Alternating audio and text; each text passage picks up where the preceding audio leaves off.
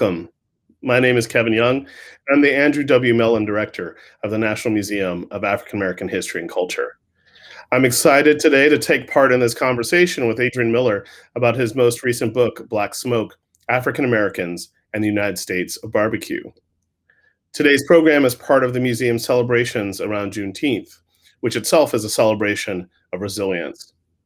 As you may know, it marks the date in 1865 when enslaved communities in Galveston, Texas, learned the Civil War had ended and that they were free from slavery, nearly 2.5 years after President Abraham Lincoln issued the Emancipation Proclamation. Since then, Juneteenth has represented a time to gather with family and community, to honor the present, to reflect on the past, and look to the future. This is often done through storytelling, music, and food, especially barbecue. Today's conversation will explore the historical, political, and cultural significance of barbecue in the African American community as a means of gathering, celebrating emancipation, discussing politics, and celebrating church life and life beyond. I couldn't think of a better person to have here than Adrian Miller. We have known each other a long while and have eaten barbecue delightfully together. I'm really thrilled to have this time together today and talk more about his work and this culinary lens into history. Welcome, Adrian. Hey, good to be with you. Yeah, I wish we were over a plate of ribs right now, but we have broken bread and shared some in the past, had some good meals together. So one Yes, thing absolutely. I've long admired your work, and I think I first heard you lecture from Soul Food, your first book, which won a Beard Award, and we had a public conversation around your last book about the Black chefs of the White House, and called The President's Kitchen Cabinet: the story of the African Americans who fed our first families, from the Washingtons to the Obamas. And so now you've turned to barbecue with the terrific title Black Smoke. I remember you announcing that at a Southern Foodways Alliance event where you received a really important award. So you've done a lot in a short time, really. Tell me what inspired you to do this book. So mainly it was out of the research for my soul food book, because when I started doing the work on soul food, I thought I should write about barbecue because so many soul food restaurants have a barbecue option on the menu, or so many Black-owned barbecue joints have soul food sides. So I thought really to tell the story of soul food, I needed to write about barbecue. But then as I got deeper into it, I thought, you know what, barbecue is kind of its own thing. So as I was just learning more about barbecue, I started paying attention to a lot of food media and barbecue storytelling. And man, I was just getting depressed. And I think one pivotal moment was I was watching this show called Paula Deen's Southern Barbecue. It was on the Food Network. And I thought, well, this is going to be a good refresher, right? I can just find out who are the leading figures currently in barbecue. And after watching that show, my an hour-long show, right, my mouth was just gaped open because there were no African Americans featured in that show. And so first I thought, well, one, how does this even happen? And then second, I thought, well, maybe I got it twisted. Maybe the commercial was for Paula Deen's Scandinavian barbecue, sponsored by Alabama white sauce. And so as I started to just poke more and look more at different media, right, magazines, newspapers and stuff, it was a pervasive problem. And so I said, look, I got to write a book that's part celebration and restoration, celebrating African American barbecue culture and then restoring African Americans to the barbecue narrative. And that narrative, how do you think this came about? I mean, you trace it in the book, but could you tell us a little bit about that? And then I want to talk a little bit about the origins of barbecue itself. Yeah, so I think this is really something that happens in the late 80s, early 90s with the rise of foodies, and I'm one of them. But people who are intensely interested in food, much more diverse palate than maybe their parents' generation, and people who have disposable income and really are searching for authentic food stories. So about the same time that foodies are emerging, you're getting a rising popularity in barbecue and also a rise in food media to kind of cater to this new group. And unfortunately, the food media really put forth white dude after white dude after white dude as barbecue experts, because foodies were asking two questions: what is barbecue and where do I get the good stuff? And so my argument is that there are really kind of four archetypal white dudes that emerge in barbecue. So you've got the competition guy, you've got the Bubba type, you know, the working class kind of white guy from the rural area, rural South. You've got the hipster, interesting facial hair, tattoos, glasses. And then you've got the tokes who smoke, fine dining chefs, who are in barbecue in a much deeper way than they ever were before. And so as more barbecue gets more popular and gets more coverage, those are the ones that are conferred authority rather than the brother or the sister who's been at the grill for decades doing their thing. Well, as we know, there's been black pitmasters. You trace them all the way back to the beginnings of barbecue, but also you go further from the American South into indigenous culture and their treatment and invention of barbecue. Could you tell us a little bit about that origin and also its evolution into barbecue more like we know today, perhaps? Yeah, now first, understand, I wanted to prove that barbecue was African in origin without a doubt, right? I wanted to cross my arms and say Wakanda forever. But as you know, barbecue history is hazy because we're dealing with poorly documented sources, people writing things with an agenda, and a lot of this stuff was just not told. But the whole Caribbean origin of barbecue being leading to Southern barbecue really didn't make a lot of sense to me because the way that barbecue was documented in the Caribbean with Europeans arriving and looking at indigenous people cooking over a raised platform with a slow fire is very different from the pit barbecue that gets associated with the South. And it also ignores what indigenous people were doing in what we call the American South today. So what I did, and I know this is problematic because I'm relying on European accounts and observations, but I'm steeped in a literary tradition, so I have to just go where the evidence is. And what I find is that there are multiple ways that indigenous people were cooking meat and preserving meat with smoke at the time of European contact. And what we call barbecue today emerges as a hybrid method that fuses Native American kind of smoking traditions with European meat cooking traditions. And then later enslaved Africans and enslaved African Americans get in that mix and puts us on the road to what we call barbecue today. And when would you say that happens, the hybridization, which, I mean, is the story of a lot of Southern food, gumbo, for instance, from where my family's from, Louisiana, very much a food that takes from Native traditions and African traditions. Tell me about when about, for us history-minded folks, does this happen, this transformation?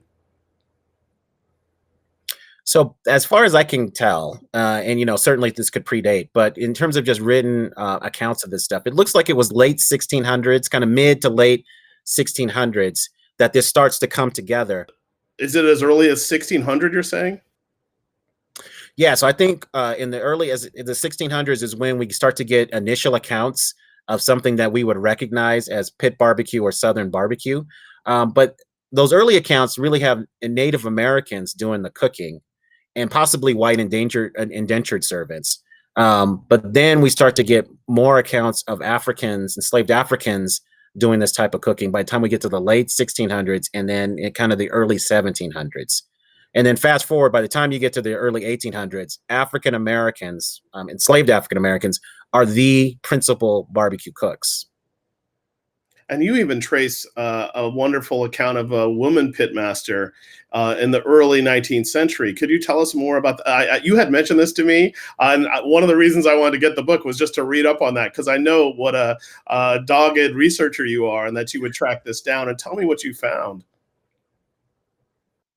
Man, I almost fell out of my chair when I found this story. So I found the story of a woman named Marie Jean, anglicized to Mary John, who was in the Arkansas Territory. So that was French in French hands and Spanish hands and then English, hands. And so she was there when it was a French territory. And so there's this article from the 1840s where essentially she is a barbecue pitmaster. The term back then was called superintending. And so there's this article about her superintending a barbecue. So dig that. An enslaved woman, 1840s Arkansas, telling dudes what to do with barbecue. And then this fascinating woman buys her freedom and runs a restaurant in the Arkansas Post. That was the earliest kind of European heritage settlement in the Arkansas Territory. And when she dies in the 1850s, the white newspaper eulogizes her. Now, there's a little bit of racism mixed in, but still, they were just praising her. And so I just thought she was a fascinating figure. I wish I could have found more about her. There's only fragments here and there. But man, two things. One, it just shows you, kind of this amazing woman and how Black women have been in the barbecue game from the earliest days. And just the entrepreneurial spirit that's associated with barbecue is longstanding in the Black community. What also makes me think about freedom and the way that freedom's tied to barbecue. Is that what you would say? Or it's also the irony, of course, is one irony that's also part of Juneteenth, which it's tied to enslavement. How do you reckon with those two things in the book? And how do you trace that tradition of enslaved people making barbecue and making it for other people, but also making it their own? Right. I was really fascinated by kind of this when African Americans can barbecue on their own terms. When do those circumstances arise? And so the emancipation barbecue is what kind of my broad term for this is a clear example. And the interesting thing about emancipation barbecues is before emancipation in the U.S., uh, African Americans in the North, in some cases in the South, would celebrate emancipations that happen in other slavery contexts around the world. So the ending of British slavery, right, or enslaved people being freed in the West Indies. And so we have a number of these celebrations, but clearly the earliest ones in the American South are the ones that are tied to actual freedom for enslaved African Americans. So, I find this one emancipation celebration in Port Royal, South Carolina, and what tripped me out about that is that it was beef that they were cooking, not pork. So it just shows you kind of the complexity of the way barbecue traditions evolve in the South. And so this typecast that we have that Southern barbecue is just pork is really not true because anything else could show up on the grill. And this, barbecue commands community because old school barbecue was whole animal cooking, so it drew a crowd. So it was really cool to kind of see the emergence of these community celebrations tied to freedom. And we have barbecue much more frequently, more frequently than we had in the past. But back then, barbecue was kind of reserved for special occasions like an emancipation celebration. That's wonderful. How apt, because we're talking on Juneteenth about these kinds of questions. And I know you've also written about Juneteenth before this book and about accompaniments to barbecue. And by accompaniments, I mean red drink. Could you tell us a little bit about your insights into red drink and why do folks tend to drink red drink around barbecue, but also in these moments? Yeah, I'm a big red drink fan. And you have to understand in African American culture, when we're talking about food, red is a color and a flavor. So when it comes to drinks, we don't get caught up in calling things cherry or strawberry or that it has hints of cranberry. It's just red. Now, I will acknowledge there are a lot of youngins that seem to like purple and blue. And as I write in my book, I do believe the children are our future, that we should teach them well and let them lead the way, but they're messing it up on drinks. So, when I started getting to the newspaper accounts of these emancipation celebrations, it was interesting to see that there was always some kind of red drink. Before the rise of carbonated beverages and Kool-Aid and things like that, it was usually some kind of punch or a red lemonade.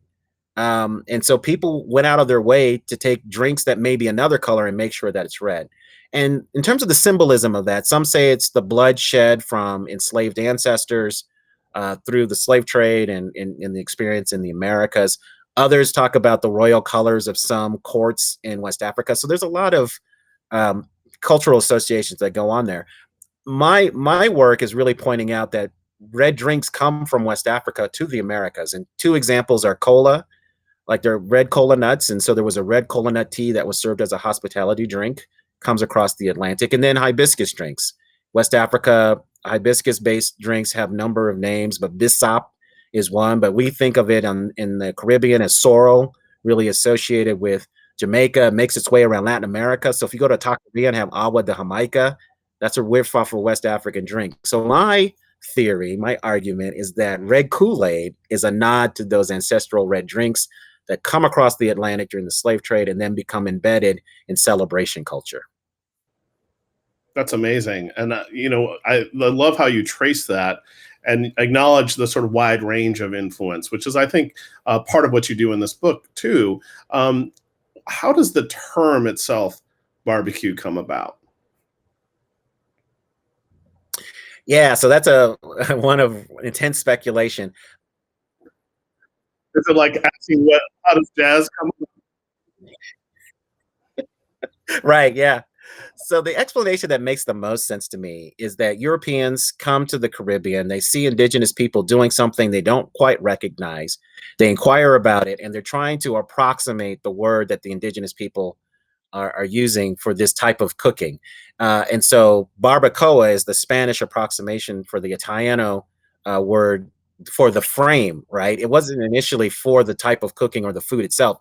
It was really about that raised platform on which barbecue was being cooked. And then eventually that gets applied broadly to not only the cooking equipment, but the cooking process and, the type of food. And so barbecue is the English approximation of the Spanish approximation of this indigenous word. You mentioned too barbecue and Michael Twitty, the wonderful food historian, the culinary genius, who also has a Beard Award for the cooking gene. That he talks about it as a West African word. Tell me about that sort of approach too. And I guess the question is more: why does barbecue have all these wonderful spellings and iterations and kind of permutations that I think speak to its kind of improvisational and individual nature? Yeah, well, it could be simply that people are just bad spellers. I mean, man, if you look at some of these primary documents from that time, you trip about emails today. Yeah, so I think people were grappling with how to define this term, and they were hearing from other cultures, borrowing, applying it, that kind of thing. Yeah, I was really intrigued by Michael Twitty's theory, and I tried to chase that down myself. I didn't come to a solid conclusion that the word is African in origin. And I consulted dictionaries and some linguists and others. But I leave the door open because there may be other evidence that emerges. But I think because it's a delicious food and people were fascinated by it, I think that's why it springs with all of these different forms. And, one thing I was trying to chase but didn't come down to a conclusion is, what is the right way to spell barbecue? Because in a lot of African American contexts, it's spelled with a Q instead of a C. And I remember coming across some sources, by Black writers who were saying, well, barbecue with a Q is how we spell it. And, that was kind of like a cultural signal, right? That, if you have some brothers or sisters cooking, that's how you're going to spell it. And did you go with C or Q? I went with C for the book title. But in the book, I do give a nod to Q. So I let people know that there are multiple spellings, but ultimately I came down on C. Yeah. I mean, I sometimes am just BBQ, when I'm looking for it or hunting or, doing a search, which happens often. Now, I want to think a little bit about I want to think a little bit about the local aspects of barbecue and sort of regional differences, how they grew up and how they are tied to African American culture, and then to talk about this more recent problem you've identified. Yeah. So, barbecue for a couple of centuries was one particular thing as it was understood, right? It was digging a trench, filling that trench with hardwood burning coals, and then cooking whole animals that were usually butterflied. And it could be a pig, it could be a sheep, it could be a cow. If it was a cow, they were usually quartered because they're just so big. And then somebody was flipping that meat to cook it evenly and saucing it. So that's what barbecue was. But by the time we get to the turn of the 20th century, barbecue starts to move from a rural context to an urban context. And when that happens, barbecue starts transitioning from whole animal cooking to cooking smaller cuts. So spare ribs, shoulder, hams, brisket, all of these things. And so, borrowing an argument from Robert Moss, who's the barbecue editor for Southern Living, he's the first one to really posit this. I was persuaded. And in that transition to the smaller cuts of meat, all of a sudden it's an age of barbecue innovation. So a lot of the regional styles that we fight over today, they have about a century of history because it really is kind of tied to that change in context. And the interesting thing is, if you look at the early history of barbecue, barbecue was strongly associated with Virginia. A lot of people thought that was barbecue's birthplace. So as barbecue starts to spread through the South, it was called Virginia barbecue, even in a different context. So there are articles that say, oh yeah, Virginia barbecue was held in Kentucky. But then over time, the association with Virginia recedes, and then it becomes Southern barbecue, or a particular state's barbecue, like Kentucky barbecue, Georgia barbecue, or Pitt barbecue. And one's Kansas City, the barbecue closest to my heart and childhood, come about.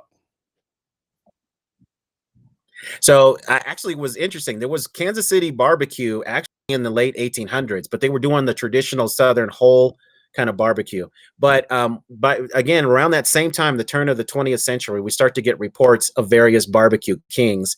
And one of my favorites is Henry Perry, who shows up around 1905, and he's doing a barbecue cart in an alley, and he's talking mess right away. I mean, if you look at some of these interviews, it was just hilarious.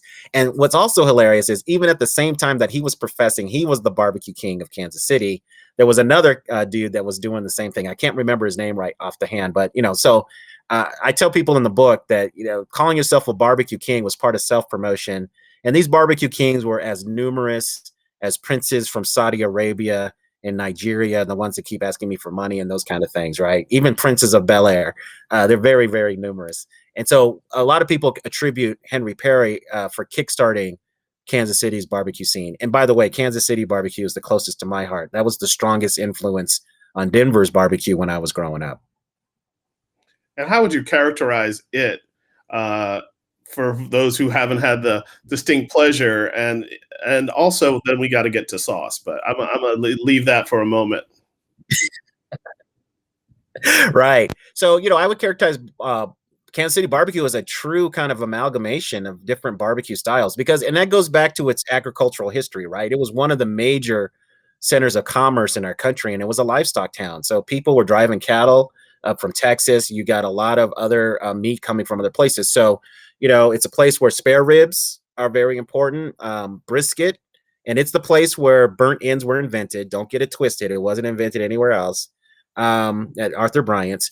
Also, mutton shows up, chicken, hot link sausages. So, for anybody who really wants to explore the breadth of kind of barbecue meats, Kansas City is the place. And then also, one thing I noticed is fries everywhere, man. Everywhere fries. Fascinating. Well, amen to the Kansas City's import. But also, what about sauce? I mean, you talk about sauce in the book, and the transition in sauce from vinegar to tomato based and that kind of combination. The sauce my daddy made, which I have the secret recipe for, is kind of a hybrid of those things.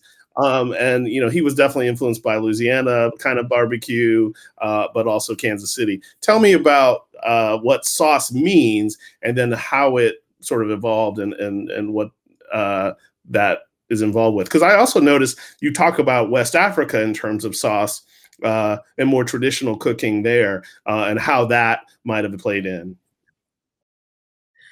Yeah, so in West African tradition, I mean, sauce is integral to a dish. I mean, a lot of times these things are all woven together. And we do know from early accounts of kind of smoked meat in the Caribbean that a sauce based on citrus juice and peppers, chilies, was used by enslaved people and indigenous people to season their food. So the earliest iterations of barbecue that are accounted for in the American South, sauce is there. It's part of the process. I mean, as you're flipping this meat and cooking it over this trench, periodically you would apply some sauce, right? And usually it was like a mop or something, and they would add vinegar and red pepper. So this whole notion today, conventional wisdom is that great barbecue should be unsauced. So you should taste the meat. I mean, it kind of gets on my nerves because that's certainly one way to have barbecue, but to say that's the only way to have authentic barbecue, I think is just it's just whack because sauce was integral to barbecue all throughout. So we've got this kind of vinegar, red pepper sauce, and then over time, as people embrace tomatoes, ketchup, and other things, we start to get to the thick stuff that we have so much in the supermarket today. And so now we have multiple identities for barbecue sauce. And I have to tell you, I think sauce is hugely important in African American barbecue culture. I've been to places where you order barbecue and you get a plate and there's just like a ocean of sauce, right? And then little islands of meat poking through. Because I think for a lot of African American barbecuers, sauce is their calling card. Yeah, in a way, it's the distinctive quality. It's the unique stamp they have, and I think you explained it so beautifully. Well, I wanted to go back a little bit and think about this idea, not just about Juneteenth, but about politics and barbecue, and how barbecue was attending to political rallies, political events, and even to protest. Tell me about that tradition and how Black folks made use of it. Yeah, so early in the 19th century, two types of leaders figure out that barbecue can draw a crowd, and those were politicians and preachers. And so by the time you get to the 1820s, I mean, you're getting reports of gargantuan barbecues, 10, 20, 30,000 people. There was even a reported barbecue of 50,000. Now, I don't know if these numbers are accurate, but there were a lot of people there. And so barbecue was connected to politics. And so, again, as an example of when African Americans can barbecue on their own terms, after emancipation, there would be a lot of political barbecues. And the idea was, one, to get African Americans to flex their political muscle with these newly minted rights that they had. And so there was a lot of barbecues there. Now, the white power structure was not very happy about this. And so there were multiple responses to African American barbecue, political barbecues, which were often just called Negro barbecues or colored barbecues. So one is people would show up and try to start mess. And so there were a lot of barbecues where there was violence instigated by whites who were, descending on these events and trying to mess things up.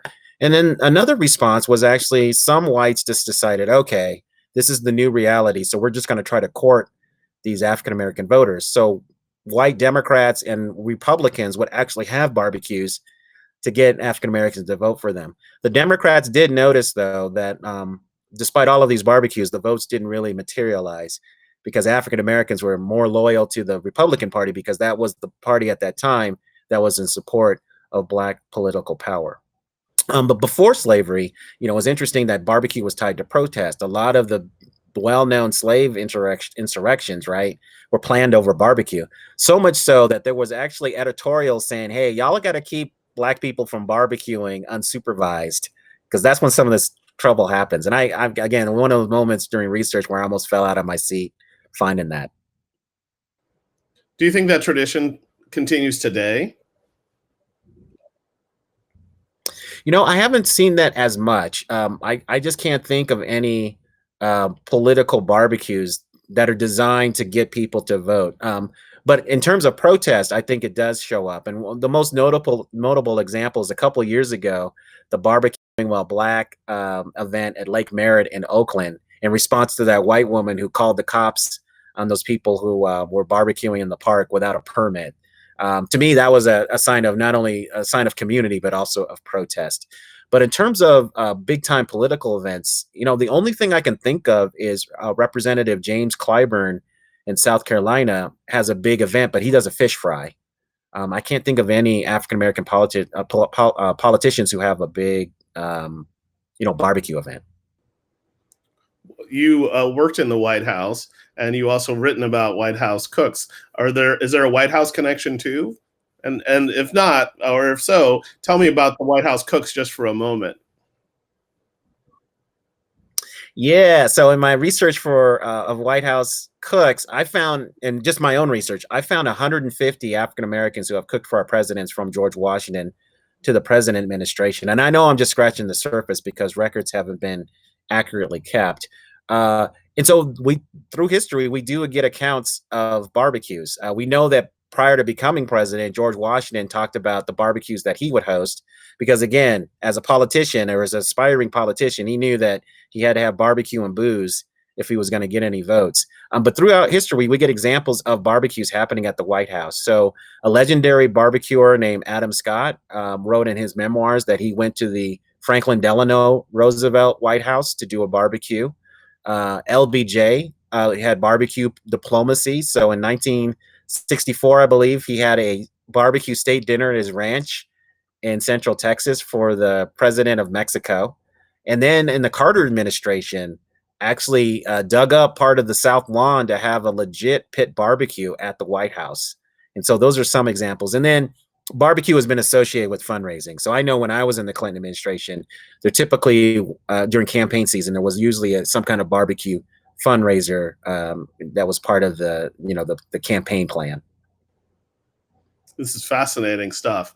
And you trace in this book, I mean, Black Smoke is such a rich big book that also has all these spotlights in the sauce about black chefs, black cooks, and we don't have time to go through all of them.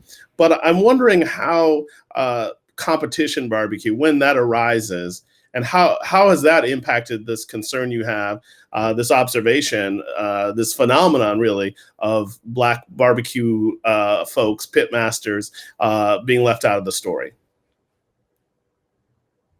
Yeah, so I would say that the barbecue competition scene has existed for a long time, but it really kind of gets momentum in the 70s. You got Memphis in May, and then the 80s, it really starts to steamroll, snowball, and to the point where, competition barbecue is immensely popular today. I'm a certified barbecue judge and competition judge. And let me just tell you, that's the best conversation starter I've ever had. I mean, I worked in the White House. People say, "Oh yeah, you worked in the White House? Okay, but you're a barbecue judge. I want to talk to you about that." And so, in the early contests, African Americans did quite well. Yeah, I don't know if you know this, but a black woman won the first Memphis in May competition in 1978. I don't know if I'm pronouncing her name correctly, but Bessie Cathy, and she showed up with a very minimal setup. And can you imagine that happening today? Probably not. The American Royal, all of these contests, African Americans did well. But once competition barbecue became more corporate, so high entry fees, people spending thousands of dollars for rigs, they're injecting stuff, all of that stuff. That's when you start to see the African American presence on the competition circuit start to wane. And I just think it's really an economic factor.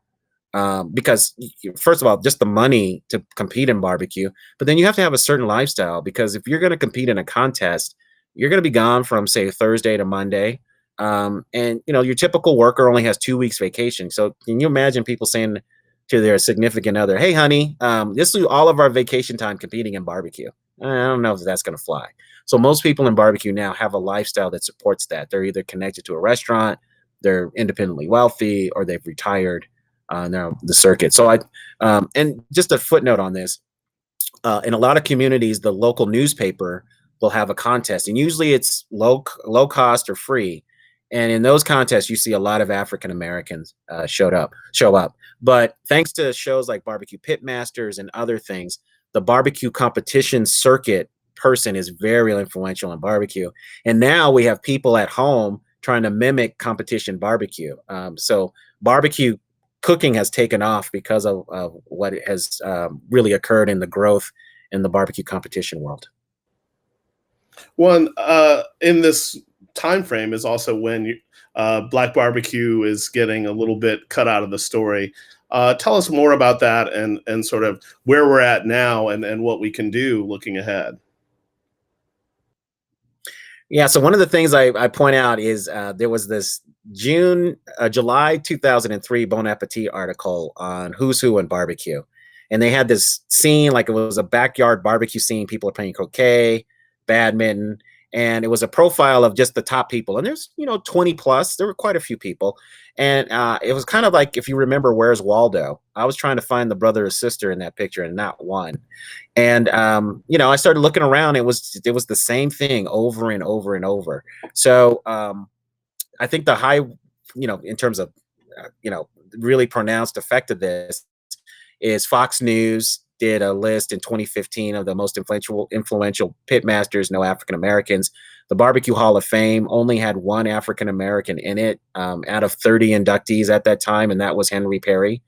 So one of the things that we can do now is we have to just amplify the work of barbecue pit masters. So buy their books, go to their restaurants, support them. If you're in the media and you're doing these lists, make sure you do your homework to find out who are people in your community. And I'll just give you one example. Rodney Scott, a well-known whole hog barbecue pitmaster based in South Carolina, he'd just come out with a wonderful cookbook, Rodney Scott's World of Barbecue. He was the first barbecue pitmaster who's African American to have a cookbook come out in 3 decades. Now think about all the books that are published year after year. Y'all are telling me you can't find one brother or sister to highlight in a cookbook. So it's getting better. We're starting to see more African Americans show up in media on these shows and in competitions and other things, but there's still a lot of work to be done.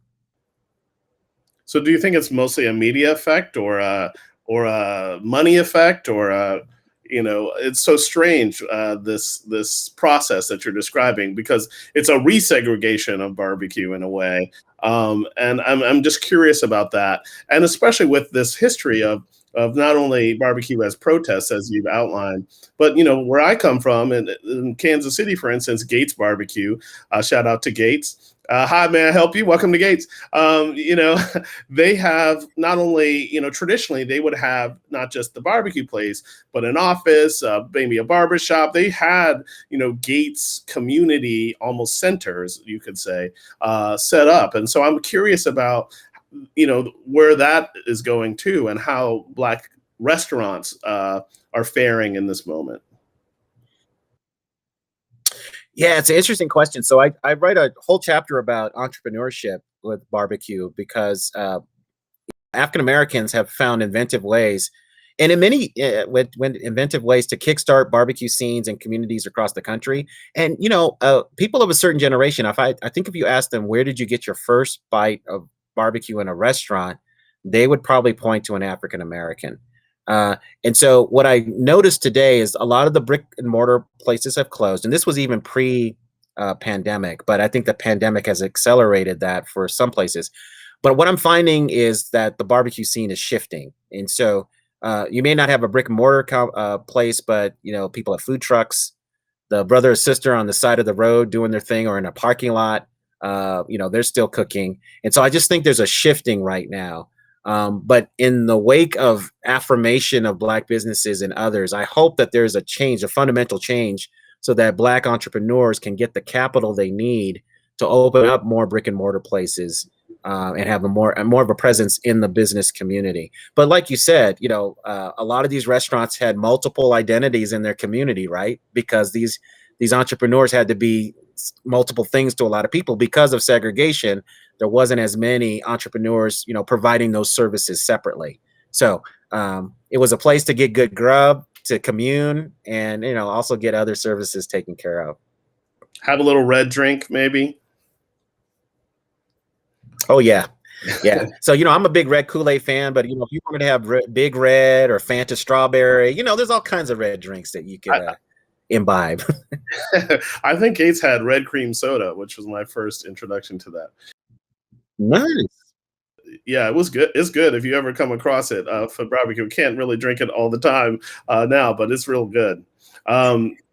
Question, and I want to end with this, which is just thinking about you personally. You've had such a wonderful career in food, and I know you started in a very different mode.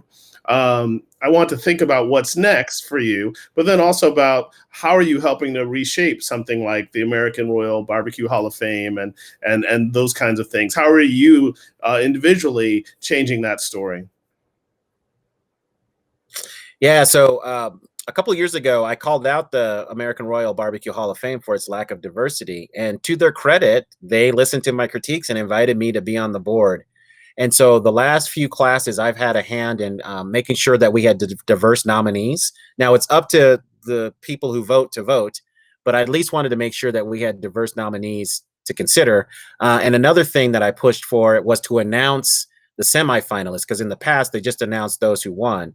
And I knew that just being a semifinalist for the Hall of Fame would give some people some shine.